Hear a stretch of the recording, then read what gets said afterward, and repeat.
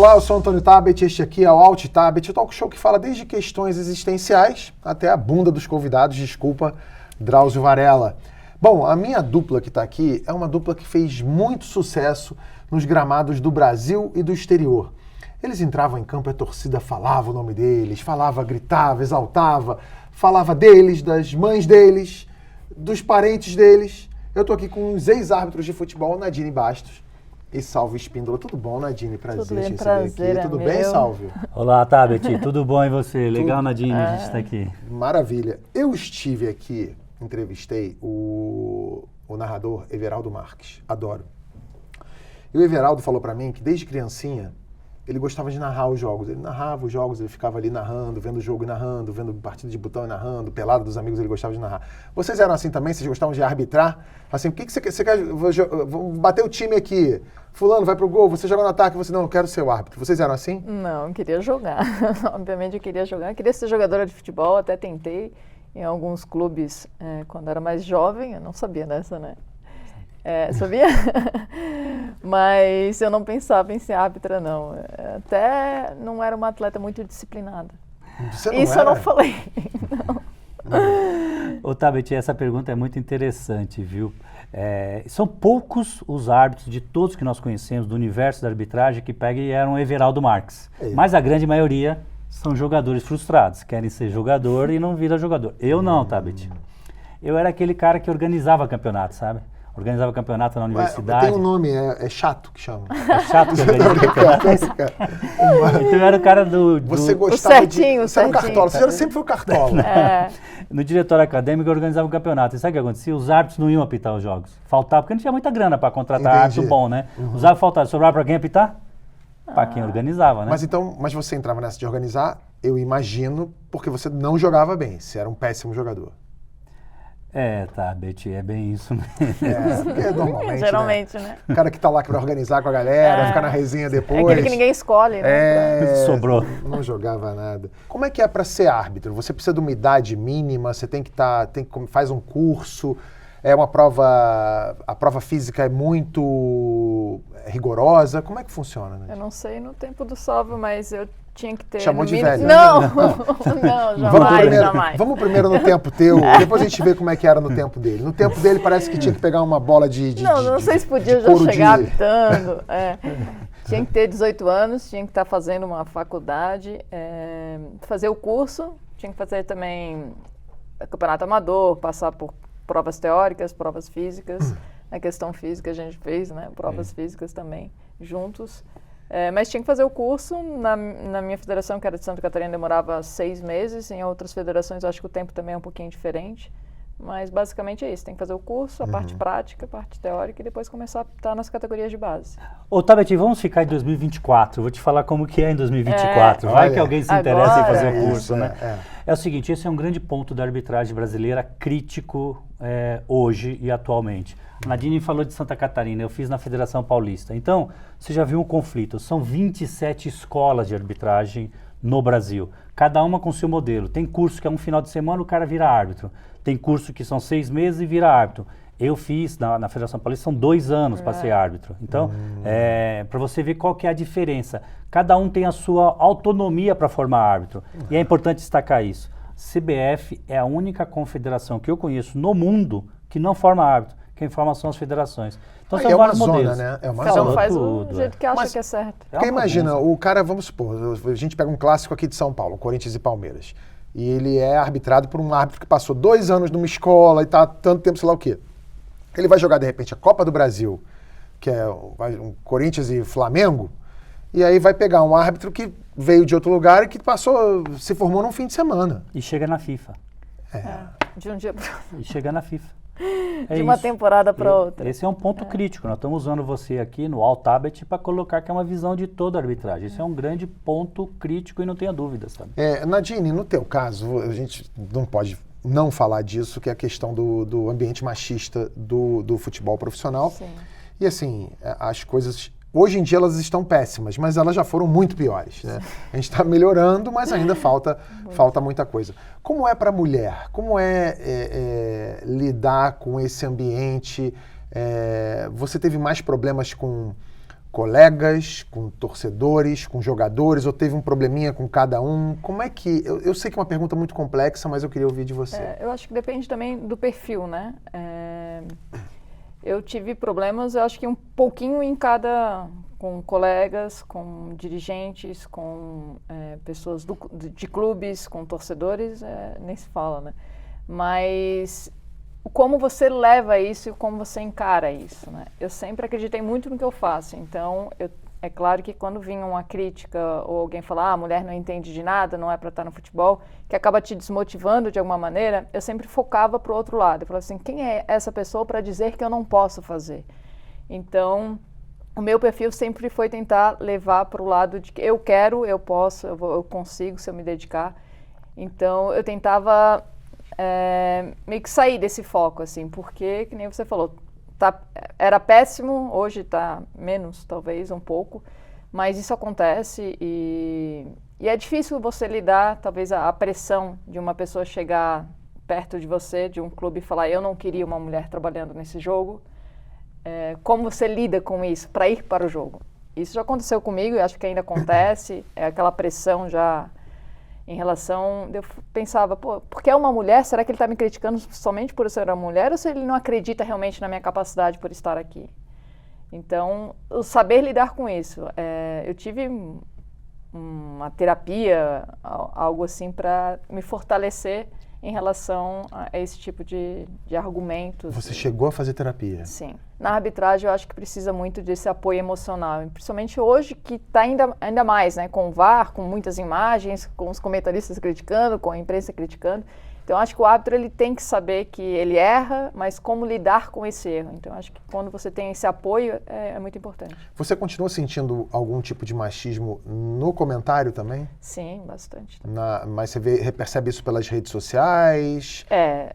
Por colegas? Como é que é? Pelas redes sociais, eu acho que hoje é muito fácil, né, o acesso de criticar e de você falar uma opinião e, de repente, já está lá no Twitter, o Top One, dizendo que você está errado em relação ao que você falou. Também saber lidar com isso. No começo, para mim, foi bem difícil quando eu fiz essa transição de árbitra, porque, querendo ou não, é mais blindado quando é árbitro, né? Porque, na minha época, não tinha rede social. O árbitro não podia ter rede social. Hoje, já tem. Então, eu não olhava muito. Eu não olhava muitos programas esportivos com críticas em relação ao jogo. Você trabalhando como comentarista de arbitragem, você precisa olhar. Você está nesse meio. Então, no começo foi mais difícil, assim, de saber lidar, de não querer responder. Uhum. É difícil, existe ainda essa crítica, mas hoje eu levo muito mais tranquilo, vamos dizer assim. A terapia mudou minha vida mudou também. Minha vida. Salve, você lidou com xingamentos a vida inteira. Você lembra de alguma ofensa, alguma crítica, algum xingamento que te pegou e que você falou, putz, por que eu preciso disso? Por que eu tô nessa? Ô, Tabet, teve vários, né? Lógico, a Nadine fala de comentarista de arbitragem. Eu cheguei a fazer jogos e na segunda-feira tá trabalhando e o problema era a crítica do comentarista de arbitragem. Uhum. Porque eu acho que nós hoje, como comentarista de arbitragem, a gente tenta se policiar em ser o crítico do árbitro e não ser o crítico da pessoa. Nunca fazer crítica à pessoa. A pessoa não me interessa, eu estou ali para comentar. E eu passei por uma fase de ter tido muitas críticas à pessoa. E aí isso te afeta na sociedade. Falavam de você... falava como porque pessoa. O Salve, ele é muito isso. Exatamente, como pessoa humana, né? Não como cidadão e não como quem desempenhou, né? Eu cheguei a apitar um jogo que foi marcante na minha carreira, foi um Palmeiras e Corinthians em 2005 na Libertadores. Aquele famoso gol do Cicinho, você vai lembrar, né? Um jogo de Libertadores. E tive uma, modéstia à parte, uma ótima arbitragem e com uma assistente mulher que foi muito bem no jogo, Ana Paula Oliveira. Foi o primeiro jogo dela, inclusive, em jogo internacional, apesar de ser duas equipes brasileiras, né? No domingo, esse jogo foi na quarta-feira, e eu já iria apitar o jogo na outra semana, o jogo da volta no Morumbi. Sim. No domingo eu fui à missa. E aí, quando eu fui à missa, tinha minha filha, devia ter 5, 6 anos de idade naquela época, eu até falando com a minha filha, papai, vamos à missa, eu vou agradecer, que foi o primeiro jogo internacional que eu apitei, eu fui bem no jogo, né, e vou apitar o jogo da volta. Repetiu na volta e é um jogo internacional, importante para a minha carreira, porque o árbitro tem os pontos-chave, aquele momento-chave que ele não pode cometer erro, e esse era um ponto-chave. Fui à missa, depois fui comer o lanche, volto para casa, estava passando um programa esportivo.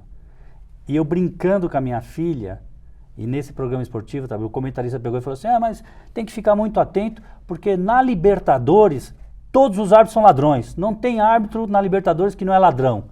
E minha filha, com 5, 6 anos, brincando comigo, falou, papai, não foi Libertadores que você disse que apitou? Sabe? Estava ali no programa. Aí eu tive que conversar com a minha filha. Então você pega, esse tipo de comentário é um comentário... Irresponsável. Irresponsável, no mínimo, usou a palavra leviano, certa. irresponsável. Então isso tem, Tabet, e muitos. Vocês ainda assistem, vocês conseguem nutrir a paixão pelos times de vocês, ou hoje é menos? Porque eu lembro que quando eu trabalhei com futebol a primeira vez, com imprensa, eu peguei um bode. Depois que eu saí do meu trabalho na Rádio Globo, foi o meu primeiro trabalho com o esporte, eu era fanático, ia no Maracanã, todos os jogos. Quando eu saí do emprego, eu fiquei, sem brincadeira, acho que eu fiquei quase 2 anos sem ver futebol, que eu não queria ver. Eu peguei um certo bode. Sim. Vocês trabalham com isso. Vocês ainda conseguem torcer? Eu não consigo, assim, não vou dizer que o árbitro não tem um time de futebol. Eu acho que quem gosta de futebol um dia torceu para algum time, né? Até para acompanhar, para... Mas depois que eu comecei a trabalhar com futebol, nenhuma paixão, por clube nenhum. Assim, o profissionalismo é tão grande que tu fala assim, eu vou prezar pelo meu nome, né? Pelo meu trabalho e não pela equipe que está jogando. Eu nem sei quando a equipe joga, assim, eu fico mais em relação ao trabalho mesmo. Perde, assim, eu trabalhei com alguns assistentes que eram torcedores do Santos, e eu sabia que eles eram santistas. E sempre quando eu assistia jogos deles trabalhando, eu via que eles cometiam muitos erros contra o Santos, naquela época. Quando eu ia trabalhar com eles, tá, assim, eu cheguei a trabalhar com eles e era jogo do Santos. Eu cheguei no vestiário Fica mais rigoroso, né? De pegar o assistente pelo colarinho dele e falar aqui, esquece o seu time. Não vai querer mostrar que você não é santista, que você está errando. Quero que você acerte tudo. Cheguei a ter esse tipo de briga no vestiário. Então, nesse caso, eu posso dizer que o Wilton Pereira Sampaio, ele é Flamengo. Porque... É tudo contra. Tô brincando, Wilton. Mas assim, essa sua pergunta é legal, sabe? Assim, normalmente perde, é o que você falou como você trabalhando, perde. Mas quando você vê, eu vejo muito mais errando contra. É mesmo? Porque a pessoa fica mais rigorosa. Muito, né? porque quer demonstrar que não querem, que falem que fez isso por causa daquele time. E qual é o grau de empatia de vocês? Quando vocês estão assistindo a um jogo, o jogo dos times de vocês, ou pode ser um jogo internacional, Copa do Mundo, e o árbitro erra contra o time de vocês, vocês xingam o árbitro? Nadinha. Não, claro que não. Você não xinga, você fala assim, coitado, gente, você tá lá numa galera vendo o jogo em casa, o cara roubou. Tipo aquela árbitra que deu 26 minutos de acréscimo nas Olimpíadas contra as mulheres. Fala assim, aí todo mundo xingando, porra, essa filha da puta não vai botar tempo aí. Vocês, calma, gente. Talvez ela esteja num dia difícil, a terapia tenha sido complicada.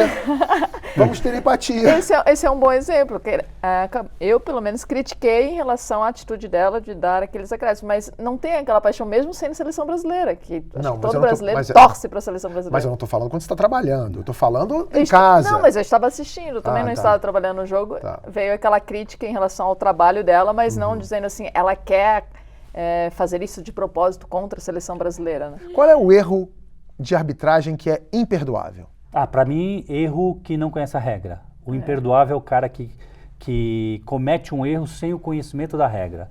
E aí esse não dá para perdoar, porque tem que saber a regra de futebol. Não por falta de atenção, né? Por exemplo, impedimento de lateral, que eu acho que nenhum assistente não sabe a regra, mas provavelmente isso acontece por falta de concentração. Mas aconteceu, acho que... umas eliminatórias, um árbitro que impediu um jogador cobrar um pênalti, porque ele tinha se machucado, ele pediu para ele se retirar e ele era o cobrador do pênalti. Então, seria desconhecimento da regra. Então, isso realmente é algo que... não dá para perdoar. Aí não dá para perdoar.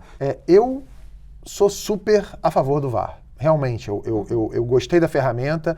Claro que tem milhares de problemas, o nível de interferência durante a arbitragem. A gente pode discutir qual VAR que é melhor, se é o da Premier League, é o da La Liga, se é o da CBF. Tudo certo, mas eu acho que a ferramenta deixou o jogo menos injusto, na minha opinião. Acho que erros que aconteciam, às vezes 5, 6 erros por partida, que eu já estava cansado disso e esses erros vinham ficando mais evidentes porque a qualidade das transmissões iam melhorando. Então, assim, antigamente, se o cara, nos anos 80, o cara dava impedimento, não tinha uma câmera na linha do impedimento para discutir se a decisão do árbitro tinha sido boa ou não. Hoje em dia tem. Então você saía do jogo, às vezes, com dor de cabeça de tantos erros que foram cometidos. O VAR hoje... O que vocês acham do VAR? Eu também sou totalmente a favor do VAR. Acho que precisa melhorar em muitas questões, principalmente interferência, critério da arbitragem. Mas eu acho que o futebol ficou mais justo, principalmente desses erros claros. Por exemplo, um lance de expulsão claríssimo que ninguém viu e o árbitro de vídeo um gol que seria impedido. Eu sou totalmente a favor, sim, a tecnologia. O modelo anterior, Tabet, é falido. Aquele modelo que os ingleses inventaram lá no século retrasado, um cara no meio do campo para decidir, é falido. Aí nos anos 2000, 2001, a FIFA tentou 2 árbitros em campo, não deu certo. Nos anos 2006, 2007, tentou 2 atrás do gol e mais o árbitro, não deu certo. Precisa encontrar uma solução. A solução encontrada foi a tecnologia. Não tem como ser contra a tecnologia. Agora, não dá para aceitar esse modelo. O último jogo das eliminatórias do Brasil, Brasil e Peru, você demorar 5 minutos para ver uma mão na bola, para ver um pênalti. Aí sim... eu acho que a Nadine, acho que você também, todos nós somos a favor dessa legitimidade do VAR. Agora, qual é o protocolo, qual é o processo? Isso precisa ser melhor discutido. Às vezes tem uns lances tão claros, os caras ficam ali debatendo, parece uma sessão do STF. O que acontece? É comunicação? É rame-rame? Por que vocês acham que às vezes demoram tanto com uma decisão tão simples? Eu acho que é a insegurança e o medo de errar. Que é o perfeccionismo. Tem tantas imagens que eu quero olhar todas as imagens, sendo que na primeira você já teria tomado a decisão final. Então, acho que esse medo de errar, de dizer você não pode errar com prova de consulta, então fica um perguntando para o outro, é aquela conversa demais. Eu acho que é insegurança mesmo. Vocês acham que, assim, com essa evolução que a gente está vivendo de comunicação, de aferição, que a profissão de árbitro ela pode estar condenada daqui a uns anos, que substituam a figura do árbitro por uma inteligência artificial, como se fosse tipo o FIFA, o videogame, que tem lá, no FIFA mesmo, tá lá, tem um impedimento, já assinalou que foi um impedimento. A bola saiu, já tem o chip na bola. Vocês acham que isso pode acontecer num médio e longo prazo? Eu acho que não. É importante colocar por que surgiu o árbitro de futebol, né? Eram os jogadores jogavam, lógico, estou falando de histórico, né? Os jogadores jogavam e eles que decidiam. Tabet pegava e falava, a bola é minha, tudo bem, a bola é sua, seguiu o jogo. Aí depois o Tabet falava, a bola é minha, o outro começou a falar, não, a bola não é minha, a bola não é sua, é minha. Aí colocou uma pessoa para decidir a controvérsia. O que é? Se um queria, o outro queria, eu ia decidir. Não, Tabet está certo, a bola é do Tabet. Aí depois definitivamente colocou o árbitro dentro de campo. Eu acho que o que precisa é reduzir as intervenções. O árbitro toma em média 115, 120 decisões num jogo.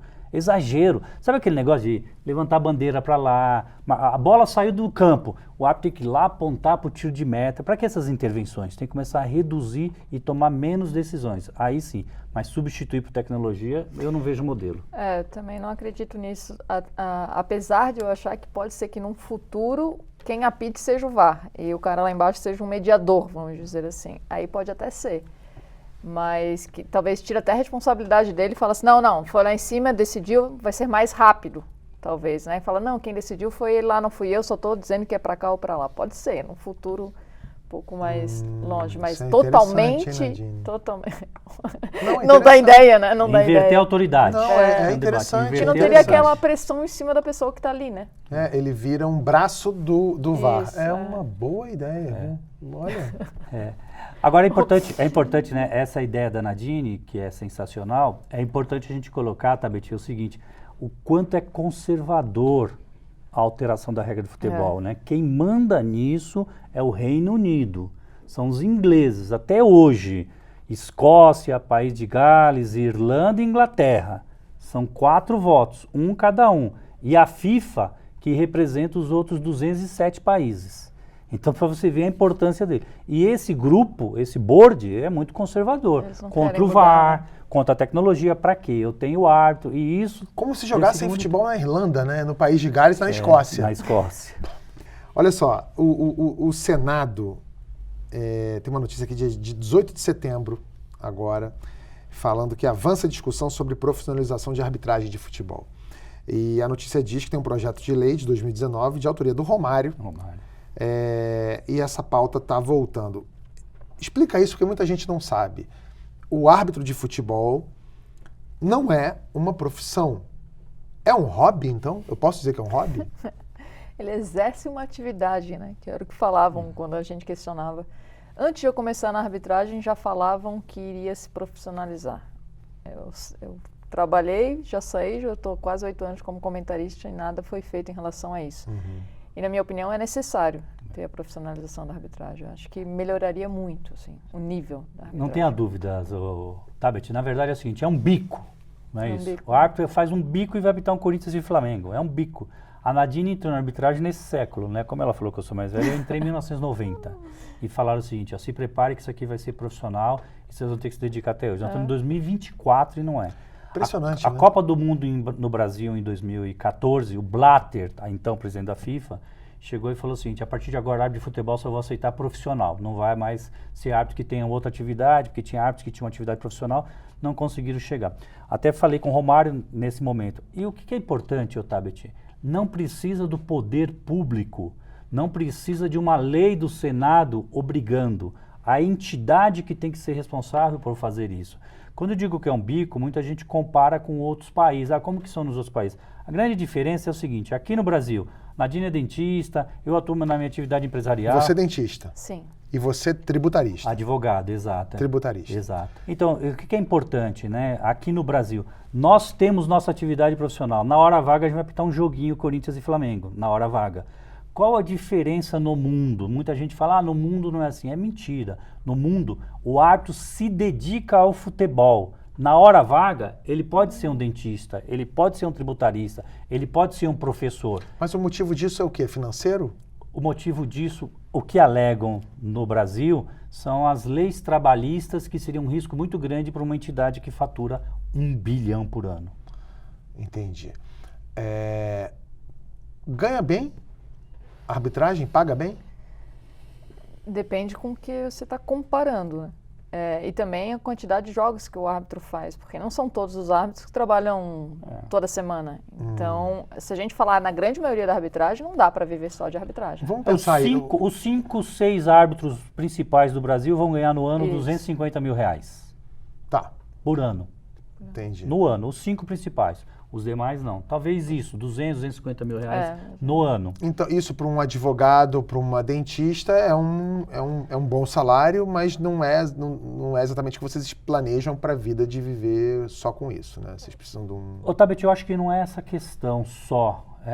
Você pode ser um advogado e vai ganhar muito menos, você pode ser um dentista e vai ganhar muito menos, não é só isso. O problema é que isso é seleto, só para poucos, né? Eu talvez no ano 2000, 2001 tenha ganho um bom dinheiro com a arbitragem, porque foi um ano que tinham 2 árbitros em campo e eu estava escalado quarta e domingo, E né? teve aquele suborno do... Também, é importante a gente destacar que isso entra dinheiro, né, Tabet? Mas assim, Não precisa nem trabalhar mais. O mais importante é a segurança jurídica e financeira. Sabe o que tem de pior nesse cenário? Você perde talentos. Eu conheci inúmeros talentos. A Nadine, um grande talento, ela podia falar, isso é uma bagunça danada, eu não tenho segurança nenhuma, eu vou continuar só clinicando. Isso eu vi várias pessoas competentes que abandonaram o futebol porque não tem segurança. E a gente tem visto esses escândalos de bets, algumas coisas assim acontecendo. E eu brinquei com o Salve sobre a história do suborno. Vocês já receberam propostas? Nunca. Nunca? Nunca. Não posso dizer que não tem, né? Mas comigo... Até porque corrupção no futebol brasileiro acontece até porque é brasileiro o futebol, né? Então, eu imagino que você pode não ter Até sido... porque já teve o caso em 2005, né? Sim, então, quer dizer, mas você nunca foi abordado? nunca foi. E você, Salve? Nunca fui abordado. Eu passei por um cenário uma vez, um jogo muito pequeno no interior de São Paulo, dos dirigentes que ele tinha um cartão amarelo de um jogador que ia ficar suspenso da última rodada, né? E ficou um movimento dentro do vestiário, e aí eu dei uma gritaria ali, saiu todo mundo correndo ali. Mas assim, isso depende do árbitro, depende de como que o árbitro se comporta, com quem ele convive, onde ele para, de não andar sozinho. Tipo de abertura. Tipo de abertura, depende muito do modelo, mas nunca ninguém me assediou. Agora eu vou te falar o seguinte, hoje, depois que eu parei, eu já escutei muita gente falando que tirou dinheiro de clube, 10 mil, 15 mil reais, porque a informação lá dentro era que o cara ia levar o dinheiro para mim.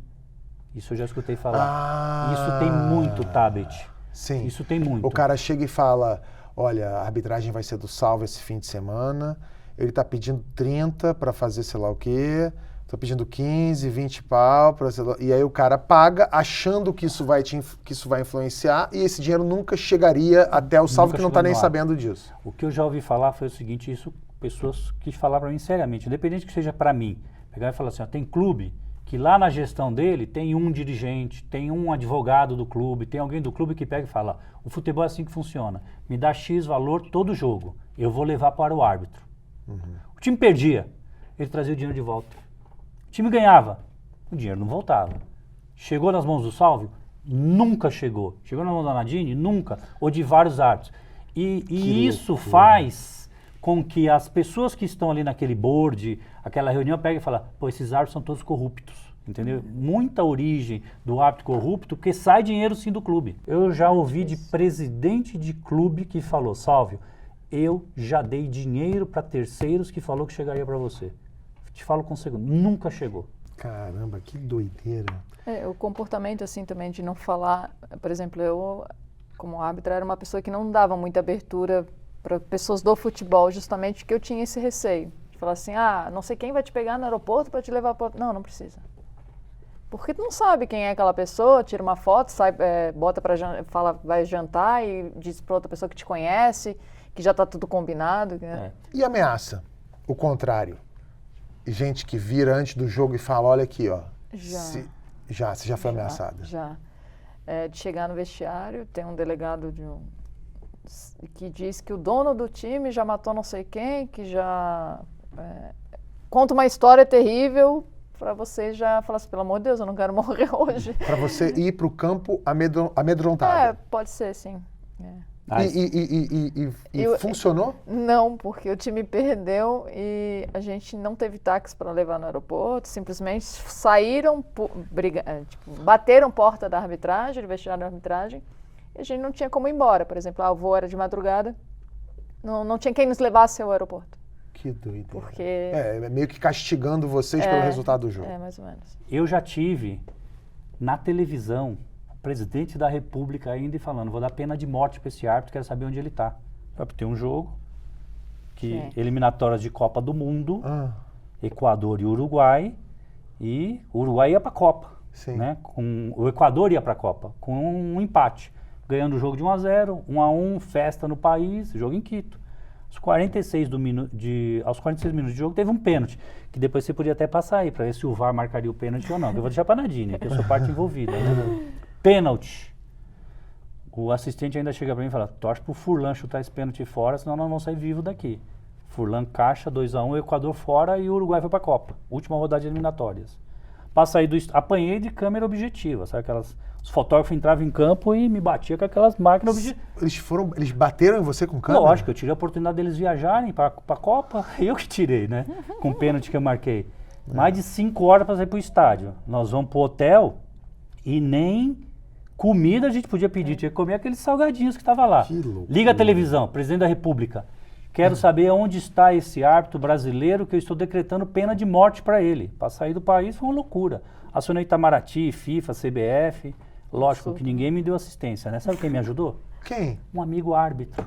Um amigo árbitro do Equador que foi lá pegar a gente e levar para o aeroporto. Reteram meu passaporte. Mentira. Reteram meu passaporte para sair do país. Então, assim, quando você fala, e é importante que todo mundo está vendo, né? O que a Nadine falou. O árbitro vive isso. É lógico que a torcida fala, tá, Betty? Não vai sair vivo daqui hoje, né? Tá. Mas é diferente. Você está me falando aí de um erro que, quer dizer, não foi um erro que você... Não. Betty, você nem viu o lance, cara. Foi pênalti. Você é analista de arbitragem, não entendi. Você é equatoriano, tá, Betty? No Uruguai, você pode ir comigo lá na hora que você quiser comer um assado. Você sabe que nesse campo aqui, a autoridade sou eu. Máxima. Então você, por favor... Cometi o erro. Vou te dar um amarelo disciplinar aqui, não é? Jura? Assim? Você está com cartão aí? Você anda com cartão na rua? Todo dia. Todo dia. Você achou que eu não ia te dar? Olha isso, cara. Você achou que eu não ia te dar cartão? Esse é pra mim? É pra você, tá? Pô, obrigado. Você é autoridade aqui nessa mesa. Olha, um cartãozinho da FIFA. Olha que maneiro, dá um cartão. E olha, tem... Aí você anotinha, a canetinha aqui. Minutos, gols. Olha isso.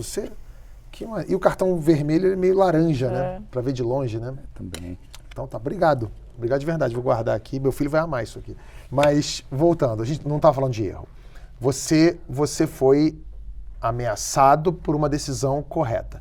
Já aconteceu, Nadine, de você cometer um erro no campo e ter que sair corrida, deu uma merda, e você pensando, puta que pariu, eu fiz cagada, fiz mesmo. Teve? Já. Quando? Você lembra?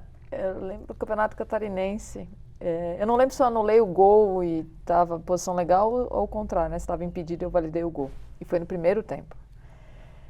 E tu sabe quando tu erra. Você sabe mesmo? Sabe, porque assim, a reação de todo mundo é espontânea, é tudo junto, não tem como combinar aquilo, sabe? Sei. E depois também a televisão fica passando, então quer dizer, a pessoa fica xingando o jogo inteiro, então tu sabe que de fato você errou. Quando você acerta, ele dá 10 minutos, já param. Então, quando você erra um erro assim, meio que decisivo, no primeiro tempo é ainda pior, porque você tem que voltar para o segundo tempo, Nossa. sendo que o vestiário jogam coisa para quebrar a janela, então faz toda aquela pressão. Que ambiente saudável, né? Né? Que a gente escolheu. Então, aconteceu, sim, e é muito difícil. Quando vocês cometem um erro e vocês vão pro vestiário, vocês ficam sabendo, toca o celular e tipo... Não pode usar o telefone Não celular. pode? Não pode, mas todo mundo usa, vai. Não, mas nem precisa. Porque assim, a reação, todo mundo... Por exemplo, você passa no corredor, funcionários, tudo já ficam de cabeça baixa, nem para te olhar, porque tu já sabe que tu errou. Nem a equipe de arbitragem se fala quando tem um erro. Cada um... Existe isso de compensar? Você tá lá, Campeonato Catarinense, tá? Avaí e Criciúma. E você deu um gol ilegal do Criciúma e você, caramba... O que eu faço agora? Não é a palavra compensar. Eu acho que se você não está emocionalmente forte, saber lidar com isso, você acaba cometendo outro erro, que seria talvez a favor da equipe. Seria compensar. Você está errando várias vezes. Então, ter esse equilíbrio emocional, eu acho que é necessário para a arbitragem. Eu acho que muitos não têm esse equilíbrio emocional. Você lidar com um erro, porque você fica pensando naquele erro o tempo inteiro e é claro que você vai cometer outros erros. Não quer dizer que isso é proposital, mas você está tão abalado com aquele erro ainda que é muito provável que você erre de novo. Você já teve que sair fugido?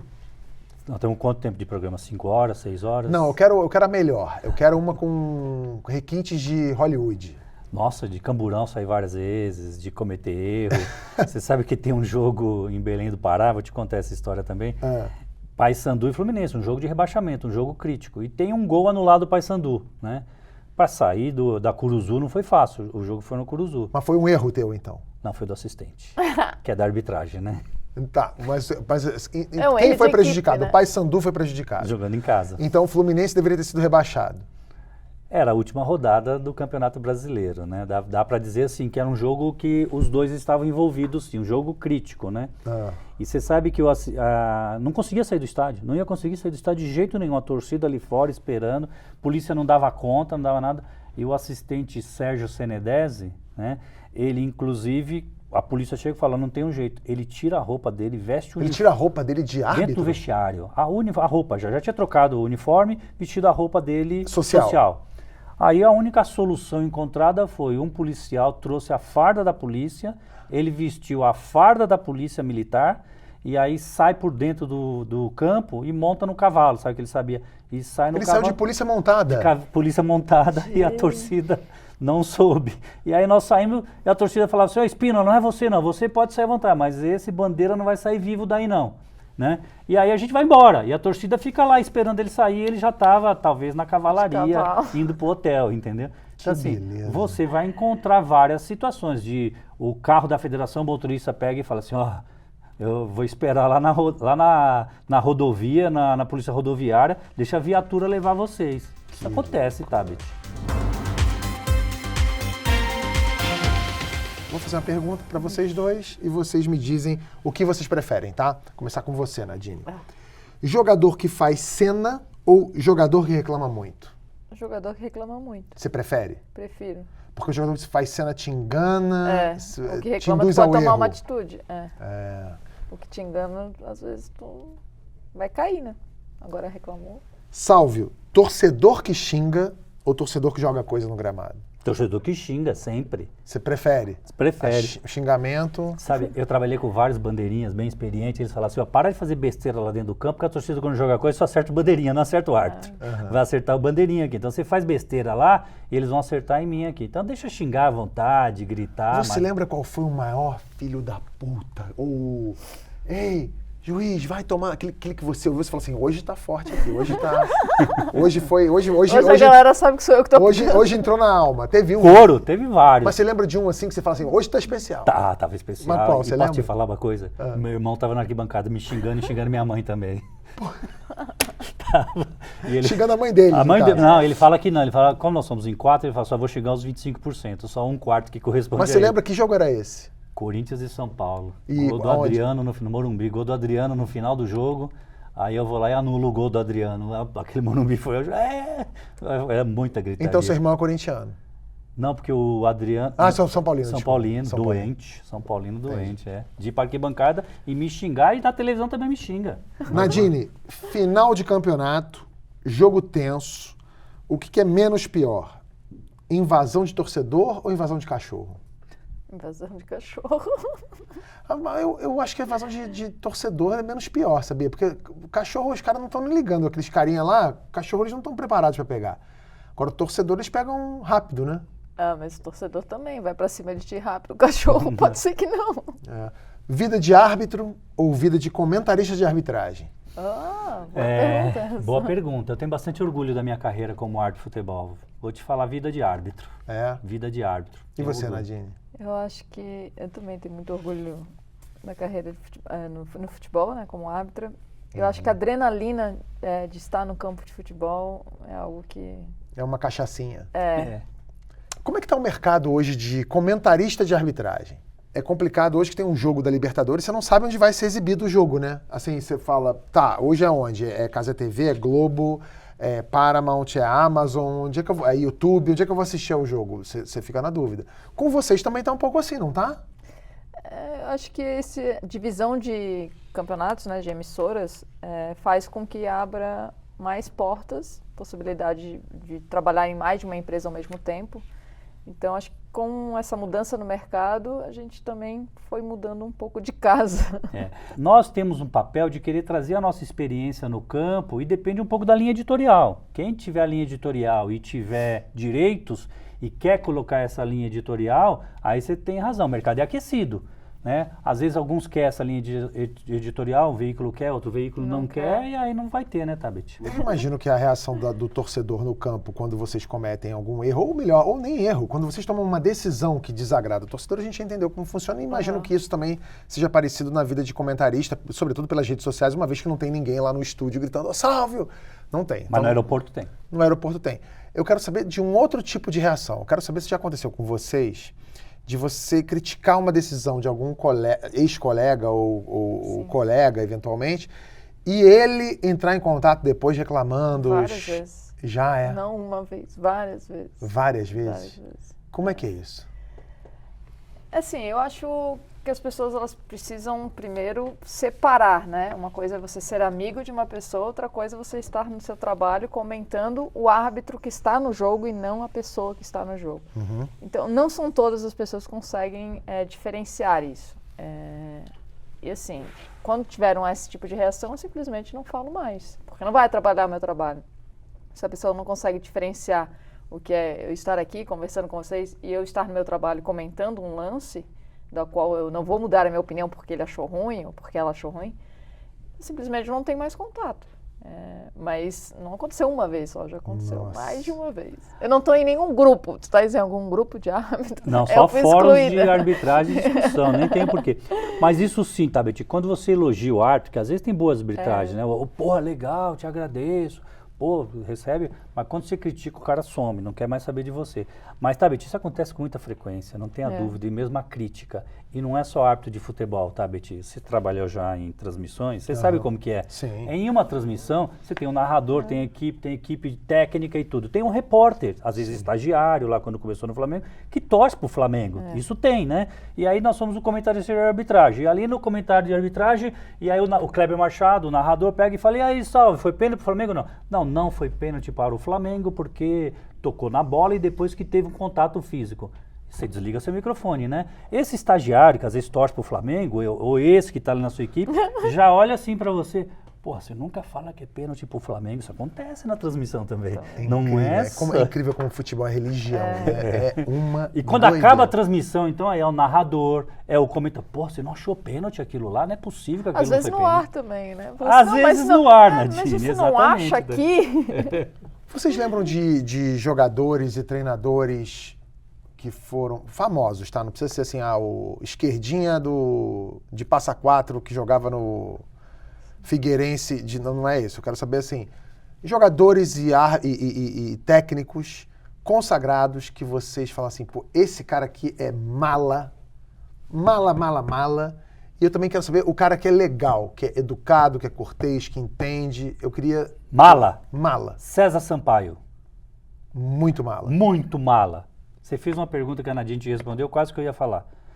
Todo mundo vai falar que o Edmundo, que o Marcelinho Carioca, que esses são malandros. Pro árbitro foi mais fácil de apitar esses jogadores. Sério? Por quê? Porque ele encheu o saco, você tira o cartão vermelho e coloca ele pra fora. Fica mais fácil. E aí você tá lá comentando e fala, olha o que ele fez com o árbitro. O cartão vermelho é correto. Mas É o mala... Porque aceito. já esperam desse jogo. Felipe Melo, Já por exemplo. sabe, Isso, Felipe Melo, já sabe que é assim, entendeu? Agora, o mala é o estilo César Sampaio, quietinho, corretinho. santinho, e aquilo, e que fica te minando 90 minutos. A bola tá correndo lá, ele corre do seu lado. Você tem certeza que aquele era para cartão amarelo? Você não tá prejudicando a gente? É a tortura chinesa. Tortura chinesa, ele fica te minando. Vou ficar no mesmo time, cara, um dos caras mais espetaculares que eu optei, Marcos, o goleiro. Marcos, o goleiro. Nossa, o Marcos. O cara é espetacular. Cara, posso contar uma passagem? Você tem tempo aí, né? Claro. Uma vez, vou dar até o nome, nunca dei esse nome. Luxemburgo era o técnico do Palmeiras. E aí no primeiro tempo a arbitragem foi boa, mas o Luxemburgo queria alguma coisa. Chegou no vestiário, o Marcão era o capitão, falou, Marcão, vai lá e pressiona o Salve, vai lá e reclama com o Salve. O Marcão chega no meio do campo, entra no vestiário e fala, pô, Espina, você apitou tão bem, mas ele mandou vir aqui te pressionar. Não tem o que te pressionar, a arbitragem foi boa. Só preciso ver a hora que ele sair do vestiário pra eu ir pro gol, pra ele ver que eu tô vindo aqui te pressionar. Mas ele ficou batendo um papo comigo, sabe? Isso também tem bastante. Tem né? bastante. Aí eu falei assim, olha, ele já tá saindo do vestiário. Então beleza, bom segundo tempo. Aí ele correu, foi pro campo, o Luxemburgo fez assim pra ele e ele fez assim pro Luxemburgo. Isso, o Marcão é um cara assim, de muita boa índole, com os adversários, com a arbitragem, com todo mundo. E treinadores? Mala E legal. Mala e legal? Eu não tive problema em relação ao treinador seria mais na questão de tentar te convencer com palavras educadas, por exemplo. Nadine, ajuda ele não tá vendo. Ajuda ele, fala pra ele lá, é a falta lá do outro lado. Assim. Porque você tava ali na auxiliar, você tava com a bandeira. Isso, na frente do banco. Então, técnico que fala muito durante o jogo. Ele não tá te ofendendo em nada, então não tem nem como eu falar assim, manda tirar, mas que fala o tempo inteiro. Fala assim, Nadine, ajuda ele lá, tá vendo que ele não tá vendo? Ajuda, fala pra ele, mas o jogo inteiro, isso incomoda, porque fica te chamando o jogo inteiro. Então já tá impedido, levanta a bandeira. Ô Nadine, você não tem que ser bandeira não, você apita melhor que ele, vai apitar o jogo. Esse tipo de mas, Tabet, é pra dar nome? Sim. Treinador, não vamos falar atuais, né? Pode ser. Porque tem poucos atuais que vai. É lógico, pode ser. É lógico que o Abel é o mala. É lógico Abel Braga. É lógico. Não, o Abel Palmeiras. Do Palmeiras. Dá pra ver. Da forma como ele se dirige com a arbitragem, ele é, né? Mas aí, assim, de quando eu apitava, realmente, vou colocar assim, um mala. Leão mala. Um Boa Praça. Muricy é uma Boa Praça. O Muricy não falava nada. Uma passagem com o Leão que é muito interessante. Uma das melhores bandeiras que eu trabalhei na minha vida é de Nils Corona. Foi pra Copa do Mundo da Alemanha. Ainda estava começando o início do comunicador da arbitragem, Tabet, né? Sim. Então não tinha muitos. Às vezes a federação tinha só 2, e eram 10 jogos, ia só para um jogo ou outro, né? E no mundo usava, no Brasil começou a usar por pouco tempo. E nós estávamos fazendo o jogo sem comunicador. E aí o Leão estava enchendo o saco e nós não tínhamos comunicador. Ednilson, quando chegou no uniforme assim, faz assim, ô Salvio, bem próximo, Salvio, depois você dá um pulo aqui no banco, porque tá ficando insuportável aqui para mim. E o Leão, principalmente. O Leão sai correndo e fala assim, não, Ednilson, não precisa, deixa ele lá apitar que eu não vou atrapalhar mais o jogo. Não tinha comunicador. Fingiu. Sabe que isso acontece muito em produção de audiovisual, né? Que o pessoal da produção tá sempre com rádio. Você pode ver aqui, a galera tá sempre com radinho aqui e tal. e às vezes alguém vai falar um negócio com a produção não quer falar com o ator e tal, fala assim, oi, pois não, fala. Oi, o que aconteceu? E finge que tá falando com alguém. Isso é uma tática... E ele usou essa tática e deu certo. O deu certo. Calmou. Nadine, você lembra de algum jogador que fingia tão bem que você falou assim, nossa, tô até na dúvida se ele... Eu já quis fazer um curso de teatro para jogadores, assim, que eu já vi uns jogadores fingindo mal, tipo o Rivaldo, que levava uma bolada no saco e fazia assim, tinha uns caras muito ruins. Mas tem alguém que você fala assim, esse cara é bom, esse cara aqui... Eu não lembro, assim, de artista. É porque hoje tem mais, né?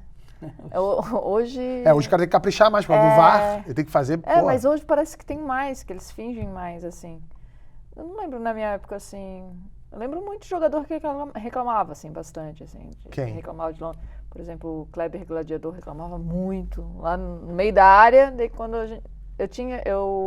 era difícil alguém vir, assim, na frente reclamar. Mas quando tinha esse jogador que ficava reclamando o tempo inteiro, olhando pra você, eu falava assim, não, eu não tô te escutando, vem aqui. Ele não vinha, então não tinha como eu chamar o árbitro para tirar ou para dar algum cartão amarelo, porque senão todo mundo ia falar que eu que estava ficando louca, que ninguém viu, então eu pedia para o jogador, daí não vinha, daí parava de falar. Entendi. Mas esses que reclamam assim bastante marcam mais. O Lugano é um jogador que reclamava muito, o Rogério Ceni também. Para terminar, eu sempre faço para os convidados aqui a mesma pergunta. Eu quero que vocês me contem algo que vocês nunca contaram antes, para ninguém. Começa com você. Você, não. Eu nunca contei antes que meu sonho era mostrar um cartão vermelho pra você, tá, Betty? Eu não jogo. Não, conta uma boa, vai. Conta uma decente. Conta daquela vez que você recebeu dinheiro pra rebaixar a manchete do UOL. Não, assim, tem várias histórias que a gente poderia contar boa, né? Eu vou contar uma que eu nunca contei realmente, assim. Quando você apita jogo no interior de time ruim, sabe como que é o interior, né? O torcedor fica bem ali, e essa é muito engraçada, né? Vou te colocar uma que é engraçada. Eu estava apitando o jogo, início de carreira, inclusive, né? E a Canadine falou, você tinha que ficar assim mais sério, né? O goleiro se machucou, Tabet, né? Aí o goleiro se machucou, eu chamo o médico tá ali, a torcida tá atendendo, alambrado próximo, a torcida ali tomando a cerveja, no interior de São Paulo. Aí o torcedor pega e fala assim, Juizão, você não quer comprar um lote de terra aqui na nossa cidade, não? E eu, sério, ali não dei bola, né? Pra escutar. Juizão, tá baratinho o lote de terra, compra aqui, investe aqui, Juizão, né? E eu sem dar bola pra torcida, você não pode ficar dando bola pra torcida, né? Aí o cara pega e fala, Juizão, esse nosso time aqui é tão ruim, nós vamos pedir pro prefeito lotear esse campo, compra um lote aqui, Juizão, você vai ter um pedaço de terra no campo da cidade. Interior de São Paulo, a cidade de Batatais. Você comprou o lote? Não, porque o campo tem lá até hoje, né? Pô. Nadine. Eu levei uma bolada uma vez no rosto, mas foi a única bolada que eu levei durante a carreira inteira, mas foi a bolada. Comecinho do jogo, 2 minutos de jogo, eu caí, tipo, com as perninhas pra trás, assim, foi... E quando eu levantei, de vergonha, eu não estava enxergando absolutamente nada. Eu estava preocupada se eu tinha quebrado o nariz ou se eu tinha quebrado o dente. Eu levantei como se nada tivesse acontecido, né? Teve o atendimento, mas eu não estava enxergando nada, assim. Por exemplo, o lance estava do ataque e se você tem que pedir para... Quando sofre alguma lesão, alguma coisa, você tem que pedir para ou parar, mas eu levantei na cara e na coragem, na vergonha. Fingi costume, continuei, mas sabe quando tu vê aqueles brilhinhos assim, ó? Eu não estava vendo nada. Mas você não viu nada durante quanto tempo? Eu acho que a metade do jogo. Mas isso não era pra falar, não, tô brincando. Não, mas de fato eu fiquei... Zureta. Isso acontece. Acontece. Você lembra qual foi o jogo? Atlético... Não, Paraná, foi na Série B, e Atlético Goianiense. E também teve um que eu passei mal de alimentação, de ter me alimentado e 2 horas antes do jogo eu estava quase desmaiando no vestiário e tinha começado o jogo de televisão. Caramba. O quarto árbitro falava para mim, pelo amor de Deus, fica bem porque eu não sei bandeirar, porque geralmente o quarto árbitro ele é árbitro principal. E eu fui também sem condições nenhuma de bandeirar. Só para terminar, normalmente eu termino aqui, mas eu quero... Isso me deu vontade de fazer uma pergunta. Quando o árbitro tá à vontade de fazer cocô no meio do jogo, ô Salvo, você faz o quê? Segura, aperta, segura. Respira. Não, calma. Mas e aí, quando não tem jeito? Tem jogador que faz xixi no campo. Tem jogador que pede para sair, volta. Teve árbitro que fez xixi no campo. Tem vários, assim, tem que ser preventivo, tem que fazer antes. Mas um dia eu estava apitando no Independência, fui apitar no Independência, América, e acho que América e Botafogo, do Rio.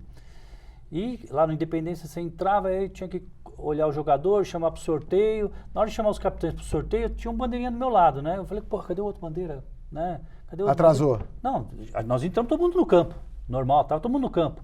E olhava e não achava ele. Ele não estava no campo. Falava, não está no campo, e agora? Como é que eu vou começar o jogo? Eu fiz o sorteio sem ele, os times estavam começando a se posicionar e nada. Daqui a pouco ele sai correndo de dentro do túnel, ajeitando o calção assim, né, e já foi direto se posicionar. Eu falei, o que será que aconteceu, né? Aí, rapaz, a gente acaba o primeiro tempo, né? Ele vem, quando nós vamos entrar no vestiário, o zelador que cuida da gente, ó, pelo amor de Deus, não dá para vocês usarem esse vestiário aqui não. O cara, antes de começar o jogo, sem avisar ninguém, deu uma diarreia nele, Tabet, e ele saiu correndo pro banheiro. E foi. Chapiscando o Independência. O corredor que dá pro vestiário e até o vestiário. Fez tudo ali. Ele falou que 1 minuto antes ele teria feito no gramado. Olha aí. Sabe quem fazia muita cagada no gramado? Salve Espíndola. Fiz várias. E é com esse recado que a gente termina aqui. Olha, Salve, você é meu amigo já de muito tempo. Muito obrigado. Só para quem não sabe, eu conheço o Salvo desde a Copa de 2014. Fizemos juntos. Fizemos juntos lá na ESPN. Obrigado pela presença. Nadine, um prazer te conhecer. Lembrem-se, contra o Flamengo, vamos pegar leve, tá? A pressão. Ô, Tabet, eu falo o seguinte pro torcedor, quando o time é bom, eles não perdem nada pra arbitragem. Vai lá e fala. Em 2019 você precisava de ajuda do comentarista ou da arbitragem? Sabe porque tinha ele, ó.